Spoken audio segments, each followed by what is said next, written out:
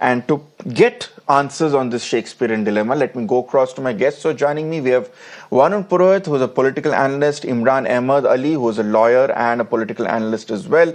I also have Jasmine Sandwalia, spokesperson of the BJP.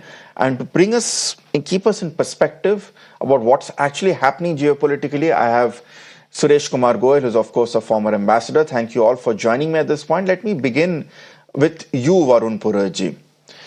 If Shashi Tharoor, if there is a rare instance, Varun Purohit ji, where a prominent leader of the opposition कह रहे हैं कि जो सरकार ने बोला है वो सही है, जो सरकार ने किया है वो नीति सही निकली है, पूरे विश्व भर में अब उस नीति की प्रशंसा हो रही है, कांग्रेस पार्टी इसको अपनाने में इतना हिचकिचा क्यों रही? इसमें भी जब सैम पिट्रोडा उल्टे सीधे चीजें बोलते हैं तब उनको घंटों लग जाते हैं बोलने के लिए कि नहीं, सैम पिट्रोडा के व्यूज नहीं है, हमारे व्यू है।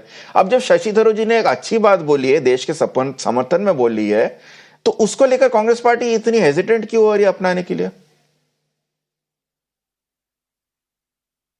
भट्टाचार्य जी, सबसे पहले तो मैं बता दूं, जो भी फॉरेन पॉलिसी है कंट्री की लास्ट 77 ईयर्स में, नेहरू जी के टाइम भी पंचशील थी, सब उसी को फॉलो कर रहे हैं। कोई भी प्राइम मिनिस्टर, ऐसा नहीं है कि मोदी जी के टाइम भी बहुत ज्यादा हो गया यार, इंदिरा जी, राजीव जी, अटल जी का कोई प्रभाव नहीं था दुनिया में। तो ये सब जो एक पाखंड और प्रोपोगंडा करते हैं, उससे बाहर आना की आवश्यकता है। भारत का जो भी प्रधानमंत्री होगा उसको पूरी दुनिया पूछती। अब आपने बात की शशि थरूर की, मैंने पिछली बार भी डिबेट में कहा था, आपने सैम पिट्रोडा का भी नाम लिया, दोनों का ही नाम ले रहा हूं। और भी बहुत से लोग हैं जो पार्टी कैडर से नहीं आते हैं, तो उनके जो स्टेटमेंट्स आते हैं वो कमिटमेंट नहीं होता पार्टी स्पिरिट्स के साथ में।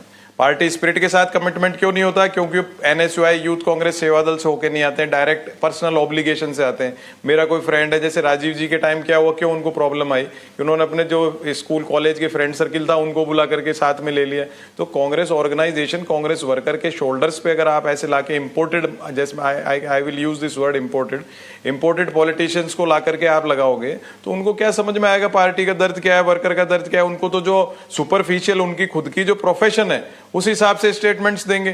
तो शशि थरूर हो, सैम पिट्रोडा हो, इनको कांग्रेस ऑर्गेनाइजेशन में कहीं भी जगह नहीं देनी चाहिए। मैं आज फिर रिपीट कर रहा हूं, पार्टी बैकग्राउंड का कोई आदमी होता है उसको देना चाहिए। दूसरी, कांग्रेस पार्टी को प्रॉब्लम क्यों आती है? जो कांग्रेस पृष्ठ भूमिका नहीं है, गैर कांग्रेस पृष्ठ भूमिका है, उसको लाके आप इंपॉर्टेंट पोस्ट पे बैठा दोगे, उसके स्टेटमेंट भी वैसे ही आएंगे।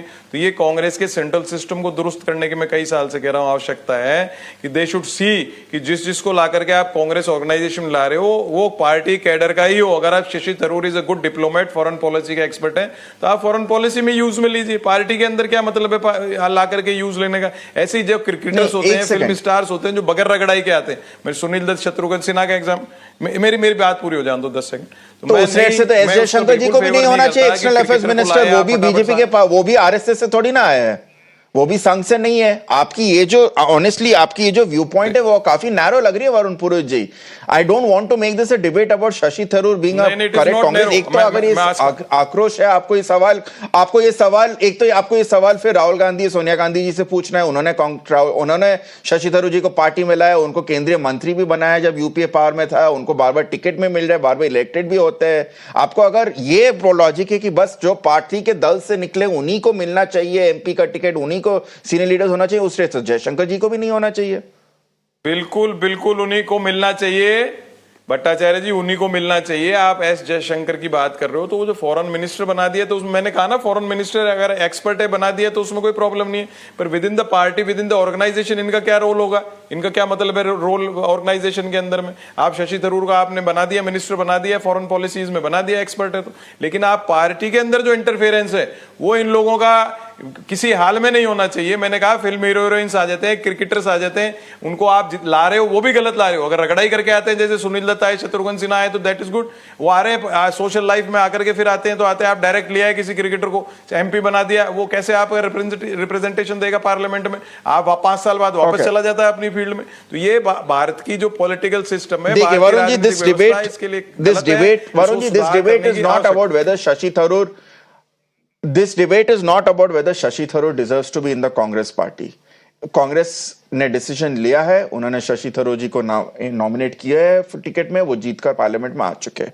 नाउ आपको वेदर आपको पसंद आए ना पाए, Shashi Tharoor represents the Congress party and he has given a view which many people believe is long overdue.